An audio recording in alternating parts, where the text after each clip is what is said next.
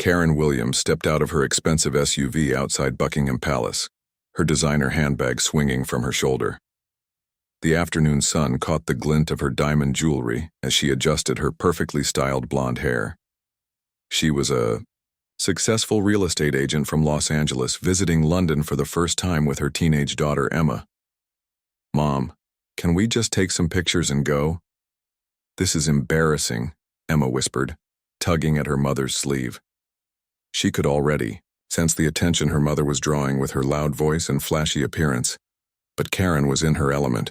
She had spent the entire morning posting about her European adventure on social media, bragging to her followers about staying in a 5-star hotel and shopping on Bond Street.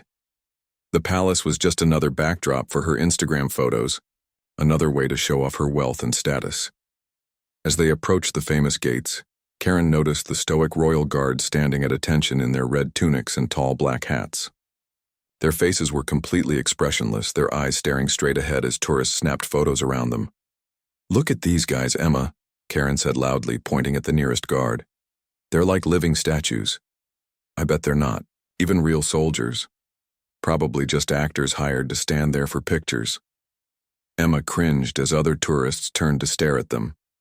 Her mother's voice carried across the courtyard, and she could see some people shaking their heads in disapproval.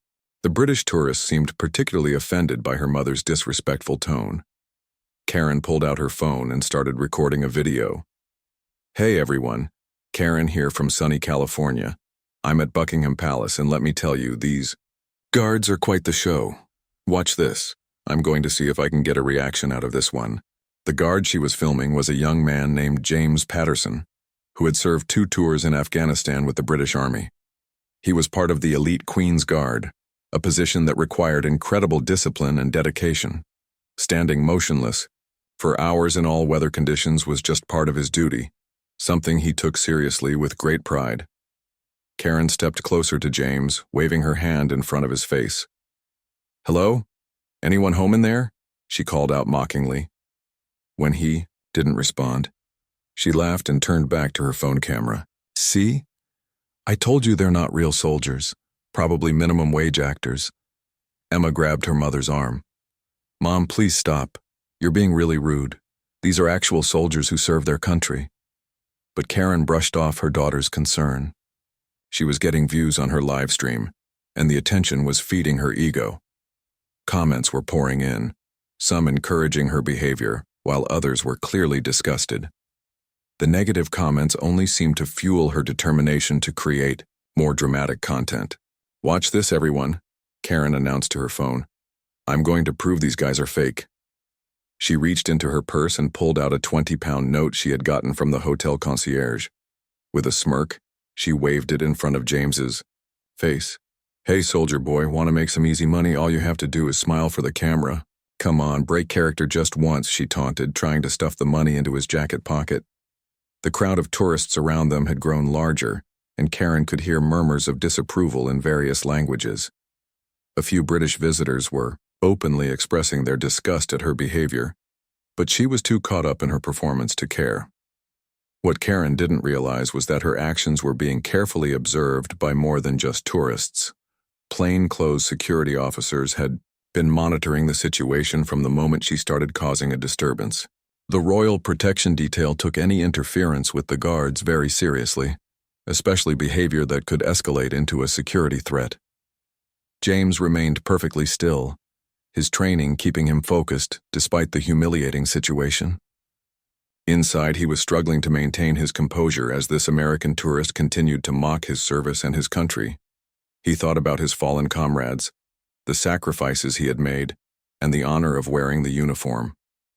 Her words stung, but his duty came first. Karen's behavior became increasingly erratic as her live stream audience grew. The notification sounds from her phone kept pinging with new viewers and comments, feeding her need for attention. She had gained over 300 viewers in just 10 minutes, and the rush of viral fame was intoxicating. "This is unbelievable, guys," she said to her camera, completely ignoring the horrified expressions of the people around her. "I'm literally trying to give this guy free money and he won't even acknowledge me. What kind of customer service is this?" Emma had backed away from her mother, tears of embarrassment forming in her eyes.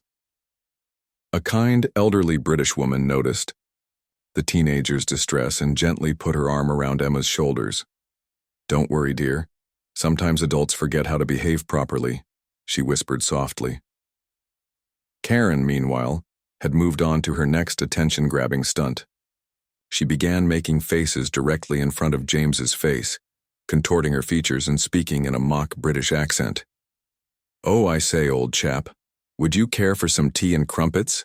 she said in an exaggerated voice that sounded nothing like any real British accent. The crowd's murmurs grew louder and more hostile.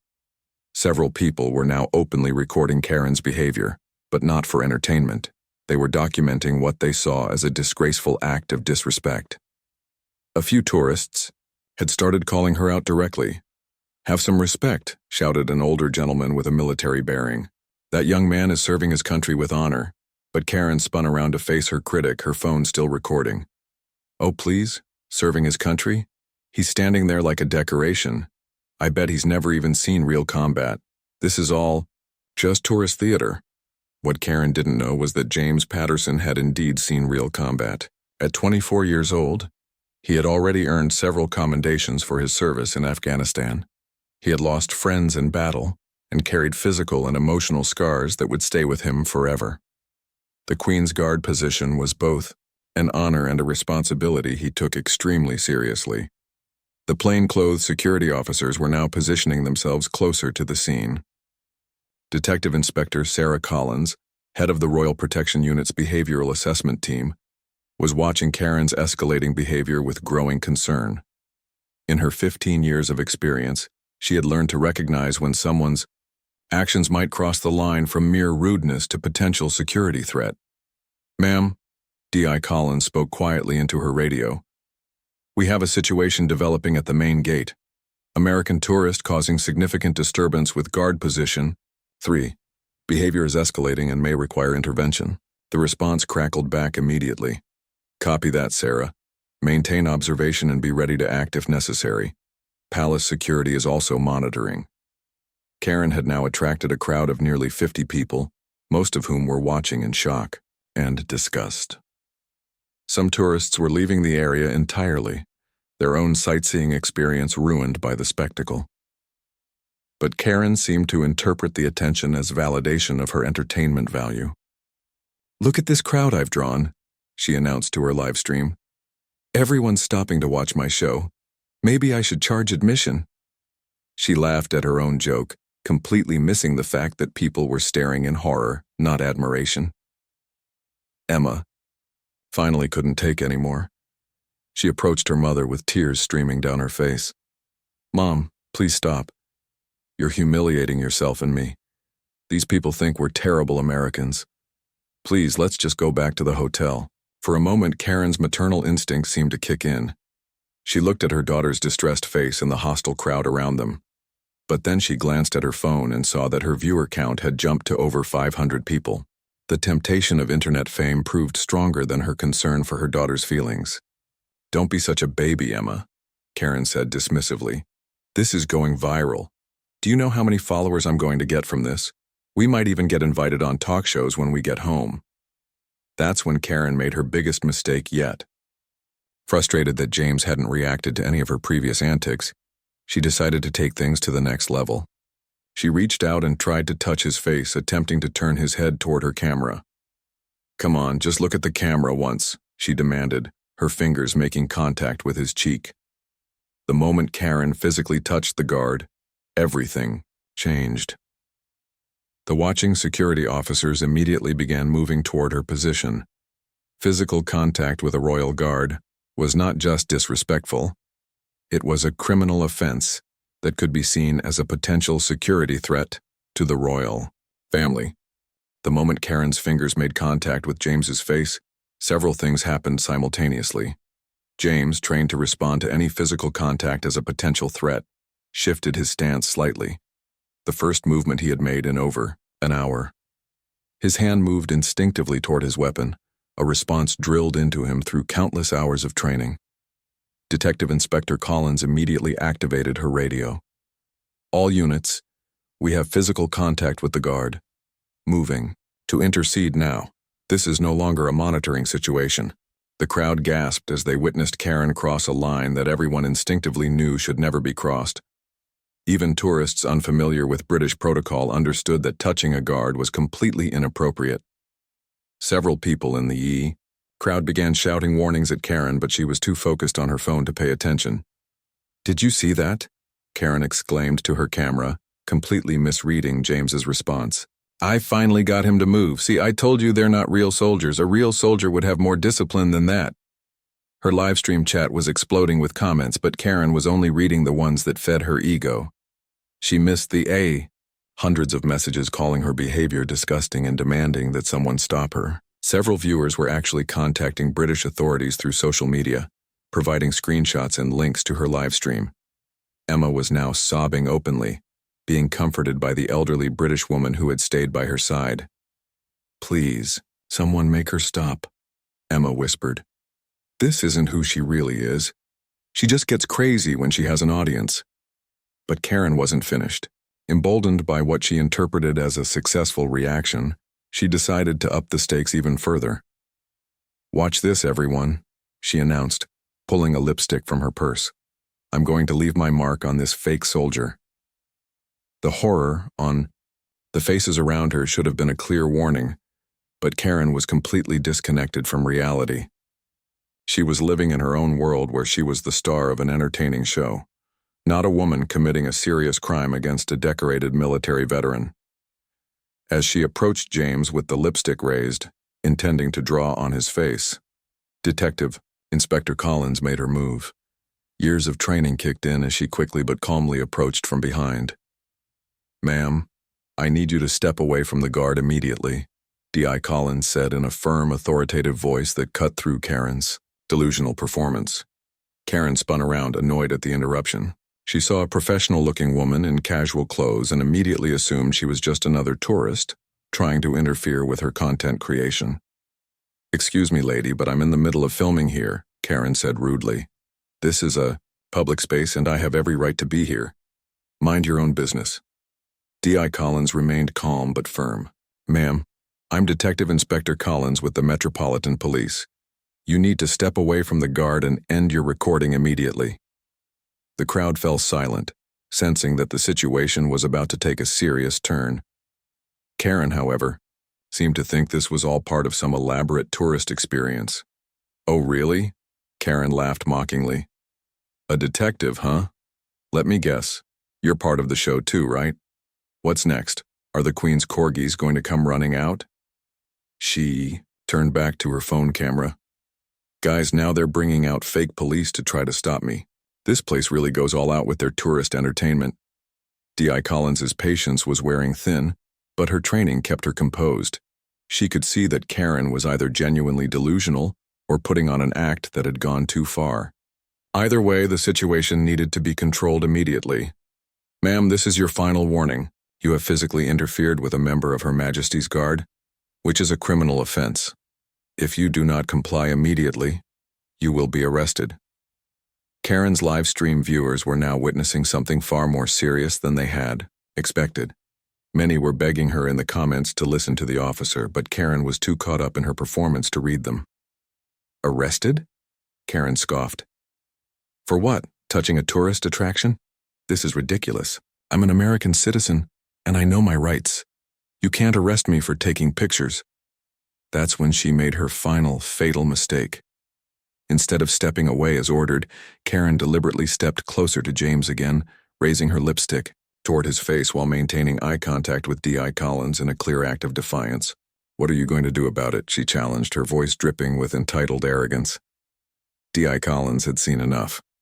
She spoke clearly into her radio. "Control, requesting immediate backup at the main gate. Subject is non-compliant and continuing to interfere with guard duty. Proceeding with arrest." Within seconds of D.I. Collins's radio call, 4 uniformed police officers appeared as if from nowhere. They had been strategically positioned around the palace grounds, ready to respond to exactly this type of situation. Their swift arrival finally broke through Karen's delusional bubble, and for the first time she began to realize this might be real. "Ma'am, You are under arrest for interfering with a member of the Queen's Guard and disorderly conduct, D.I. Collins announced formally. You do not have to say anything, but it may harm your defense if you do not mention when questioned something which you later rely on in court. Karen's face went pale as the reality of the situation hit her. Her phone was still live streaming, capturing every moment as the officers moved to restrain her. The viewer count had now exceeded 2,000 people, all witnessing her downfall in real time. Wait, Karen stammered, finally dropping her arrogant facade. This is a mistake. I'm a tourist. I was just having fun. You can't arrest me for this. But the officers were already professionally securing her hands behind her back with handcuffs. The metal clicks echoed across the courtyard, and the crowd of onlookers watched in stunned silence. Many were recording the arrest on their own phones, ensuring that Karen's humiliation would be preserved from multiple angles. Mom! Emma cried, out, breaking free from the kind woman who had been comforting her. She ran toward her mother, tears streaming down her face. I told you to stop. I told you this would happen. One of the officers gently but firmly guided Emma away from the arrest scene. Miss, we need you to step back for everyone's safety. Are you traveling with this woman? Emma nodded, unable to speak through her sobs. The elderly British woman who had been helping her stepped forward. Officer, this is her daughter. The poor child has been trying to stop her mother's behavior for the past 20 minutes. She's done nothing wrong. D.I. Collins looked at Emma with sympathy. Despite the seriousness of the situation, she could see that this teenager was an innocent victim of her mother's poor choices. What's your name, sweetheart? Emma Williams, she managed to say between tears. We're staying at the Savoy Hotel. We're supposed to fly home to Los Angeles tomorrow. Meanwhile, Karen was becoming increasingly hysterical as the full weight of her situation became clear. Her live stream was still running, propped against her purse on the ground, broadcasting her complete meltdown to thousands of viewers worldwide. This is insane, she shouted, struggling against the handcuffs. I'm a successful businesswoman. I sell million-dollar homes. You can't treat me like a common criminal. Do you know who I am? Ma'am, you need to calm down, one of the officers said firmly. Your behavior is only making the situation worse for yourself. But Karen couldn't stop herself. The entitled attitude that had gotten her into this mess was now preventing her from accepting responsibility for her actions. I want to speak to the American Embassy immediately. This is harassment. I was just taking pictures like every other tourist here. James Patterson, the guard who had endured Karen's abuse with remarkable dignity, finally allowed himself a small, almost imperceptible smile. Justice was being served, and he could return to his duty with his honor intact. The other guards maintained their positions, but there was a subtle sense of satisfaction among them that their colleague had been defended. As the officers prepared to escort Karen to their vehicle, her phone's live stream finally caught the attention of someone with authority. A uniformed sergeant approached and carefully picked up the still recording device. Ma'am, I'm ending this broadcast now, he announced to the camera before switching off the stream. But it was too late. The damage was already done. Thousands of people had witnessed every moment of Karen's disgraceful behavior and dramatic arrest. Emma approached D.I. Collins with a mixture of desperation and resignation. What's going to happen to her? And what am I supposed to do? I don't know anyone in this country. D.I. Collins's expression softened. She had a teenage daughter herself, and could imagine how terrifying this situation must be for Emma. We'll need to contact the American Embassy to ensure you have proper support. For now, your mother will be taken to the station for processing. Depending on the charges and her cooperation, she might be released on bail. How long could she be in jail? Emma asked, her voice barely above a whisper. That depends on several factors, D.I. Collins explained gently. Interfering with the Queen's Guard is taken very seriously here. If she shows remorse and this is her first offense, she might face a fine and deportation. But given her behavior and attitude, the magistrate might decide on a short custodial sentence to send a message. As Karen was led toward the police van, still protesting her innocence and demanding special treatment, the crowd of tourists began to disperse. Many were shaking their heads in disgust, their own London experience tainted by witnessing such disrespectful behavior. The elderly British woman stayed with Emma, introducing herself as Margaret Thompson. "Don't worry, dear," she said kindly. "I'll help you contact your family and make sure you're taken care of. This isn't your fault, and you shouldn't have to face this alone." At Belgravia police station, Karen sat in a holding cell, her designer clothes wrinkled and her perfectly styled hair now disheveled. The reality of her situation was finally sinking in as the adrenaline from her performance wore off. The cell was clean but stark, a far cry from her luxury hotel suite at the Savoy. "I need my phone call," she demanded when Constable Roberts approached her cell. "I have rights. I need to call my lawyer." "You'll get your phone call, ma'am, but first you need to be processed and interviewed," the constable replied professionally. "Detective Inspector Collins will be speaking with you shortly." For the first time since arriving in London, Karen was forced to sit quietly with her thoughts. Without an audience to perform for, without her phone to distract her, she began to replay the events of the day. She remembered Emma's tears, the horrified faces of the crowd, and the stern warnings she had ignored. Meanwhile, back at the hotel, Emma was struggling to process what had happened. Margaret Thompson had helped her contact Emma's father, Karen's ex-husband David, who lived in Seattle. The phone call had been one of the most difficult conversations of Emma's young life. "Dad, Mom's been arrested," Emma had sobbed into the phone. "She was being horrible to a guard at Buckingham Palace, and now she's in jail. I don't know what to do." David Williams had divorced Karen 3 years earlier, largely due to her increasingly erratic behavior and obsession with social media attention. He had been fighting for full custody of Emma ever since. "Emma, honey, I'm so sorry you had to go through this," David said, his voice filled with anger and concern. "I'm booking a flight to London right now. Mrs. Thompson sounds wonderful. Please stay with her until I can get there." Back at the police station, D.I. Collins sat across from Karen in the interview room. Between them was a recording device and Karen's phone, which had been seized as evidence. The detective had dealt with hundreds of cases like this, but Karen's complete lack of remorse was particularly striking. "Mrs. Williams, do you understand why you've been arrested?" D.I. Collins began. Karen crossed her arms defensively.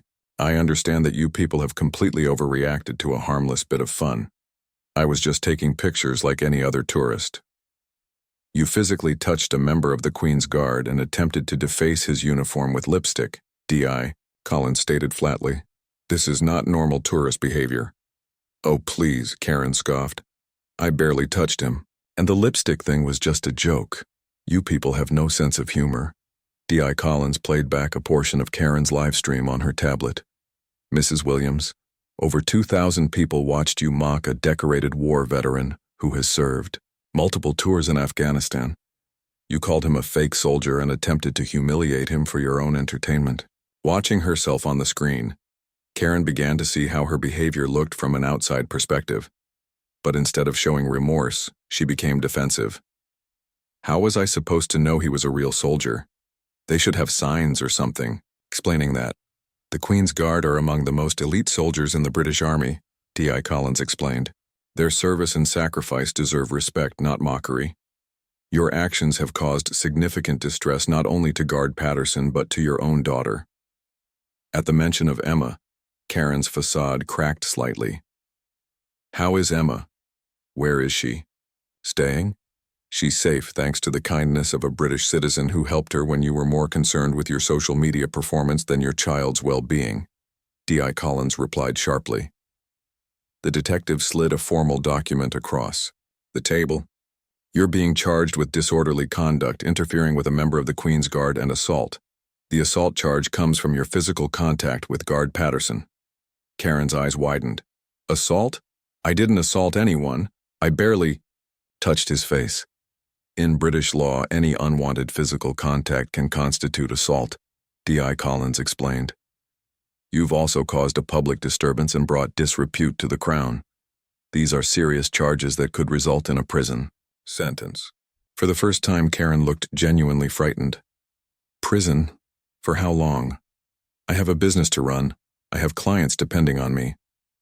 "That depends on how you proceed from here," D.I. Collins said. "If you plead guilty and show genuine remorse, the magistrate might be lenient. But if you continue to deny responsibility for your actions, you could face up to 6 months in prison. Karen stared at the charges in front of her, her mind racing. 6 months in a British prison would destroy her business, her reputation, and any chance of rebuilding her relationship with Emma. But admitting guilt felt like accepting that everything she had believed about herself was wrong. "I need a lawyer," she said quietly, "and I need to know that my daughter is okay." "A duty solicitor has been arranged for you," D.I. Collins replied. "As for Emma, she's asked that I tell you she's disappointed and embarrassed by your behavior. She said she tried to warn you, but you wouldn't listen." Those words hit Karen harder than any legal consequence could. Emma had always been her pride and joy, the one person whose opinion truly mattered to her. Knowing that she had humiliated and abandoned her daughter for the sake of internet fame was a wake-up call that finally penetrated her self-absorbed worldview. The next morning, Karen appeared before Magistrate Elizabeth Thornton at Westminster Magistrates Court. She had spent the night in custody, unable to sleep on the hard bench in her cell. Her expensive designer outfit was wrinkled, and without her usual makeup and styling routine, she looked like a completely different person. Emma sat in the public gallery with Margaret Thompson and her father David, who had arrived on the first flight from Seattle. Emma barely looked at her mother, the disappointment evident on her face. David held his daughter's hand, providing the support that Karen should have been giving. The duty solicitor, Michael Hayes, had spent an hour that morning trying to convince Karen to plead guilty and show remorse. He explained that the video evidence was overwhelming and that her best chance for leniency was to take responsibility for her actions. "Mrs. Williams," Magistrate Thornton began, "you are charged with disorderly conduct, interfering with a member of Her Majesty's Guard, and assault. How do you plead?" Karen stood slowly, her hands trembling slightly. She looked up at Emma one more time, seeing the pain and embarrassment in her daughter's eyes. In that moment, she finally understood the full impact of her actions. "Guilty, Your Honor," Karen said quietly. "I plead guilty to all charges." A murmur went through the courtroom. Many had expected Karen to maintain her defiant attitude based on her behavior the previous day. Magistrate Thornton reviewed the case file, including statements from witnesses and the footage from Karen's live stream. "Mrs. Williams, your behavior yesterday was not only disrespectful and criminal, but it showed a profound lack of understanding of British values and military service." Karen nodded, tears beginning to form in her eyes. "I know, Your Honor. I was completely wrong. The guard you mocked and assaulted, James Patterson, is a decorated veteran who has served his country with distinction in Afghanistan. He has shown more dignity in his service than you showed in your behavior," the magistrate continued sternly. "Your actions were witnessed by hundreds of people and broadcast to thousands more online. You have brought shame not only on yourself, but potentially on other American tourists who will be judged by your behavior." Karen's lawyer stood up. "Your Honor, my client would like to make a statement of remorse and has asked if she might apologize directly to Guard Patterson if he is willing." Magistrate Thornton looked surprised. "Is Guard Patterson present in court?" James Patterson, who had been given permission to attend in civilian clothes, stood up from the back of the courtroom. He was a tall, dignified young man whose bearing showed his military training even in casual clothing. Karen turned to face him, her voice breaking as she spoke. "Mr. Patterson, I am deeply sorry for my behavior yesterday. I was completely wrong to mock your service and touch you without permission. You serve your country with honor, and I treated you with disrespect. I'm ashamed of myself." James looked at Karen for a moment, then nodded slightly. "I accept your apology, ma'am. I hope you've learned from this experience." His grace and dignity in accepting her apology made Karen's shame even deeper. This young man, whom she had tried to humiliate, was showing her more class and forgiveness than she had shown anyone in years. Magistrate Thornton was clearly moved by the exchange. "Mrs. Williams, your willingness to apologize directly to Guard Patterson shows some recognition of the gravity of your actions. However, this court must also send a message that such behavior toward our military personnel will not be tolerated." The magistrate paused, reviewing her notes. I sentence you to 14 days in custody, suspended for 12 months, meaning you will not serve this time if you commit no further offenses. You are also fined £2,000 and ordered to pay £500 compensation to guard. Patterson. Karen nodded, relief evident on her face. A suspended sentence meant she could go home, though the financial penalties would be significant. Additionally, the magistrate continued, you are banned from entering any royal residence or property for a period of 5 years. You will be deported to the United States within 48 hours and will not be permitted to return to the United Kingdom during your ban period. As the court session ended, Emma finally approached her mother. The reunion was awkward and painful, both of them aware of how dramatically their relationship had changed. Mom, I'm going to live with Dad full-time, Emma said quietly. I can't trust you anymore. Yesterday showed me that you care more about strangers on the internet than you care about me. Karen's heart broke as she realized that her quest for social media fame had cost her the most important thing in her life. Emma, please, I'm sorry, I'll change. I'll delete all my social media accounts. I'll do whatever it takes. But Emma shook her head. It's too late, Mom. I begged you to stop and you ignored me. You chose your phone over your daughter. I can't forgive that. 3 days later, Karen sat alone on a flight back to Los Angeles. Her story had gone viral for all the wrong reasons, with millions of people around the world seeing her arrest and humiliation. Her real estate business was in ruins, with clients canceling contracts and colleagues distancing themselves from her. The woman who had once craved attention and fame now found herself infamous for all the wrong reasons. As the plane crossed the Atlantic, Karen stared out the window and wondered if she would ever be able to rebuild her life, and more importantly, her relationship with Emma. The viral video of her arrest had already been viewed over 10 million times, but Karen would never see those numbers. She had kept her promise to delete all her social media accounts, though it was too little, too late. The internet never forgets, and her 15 minutes of fame had become a lifetime of shame.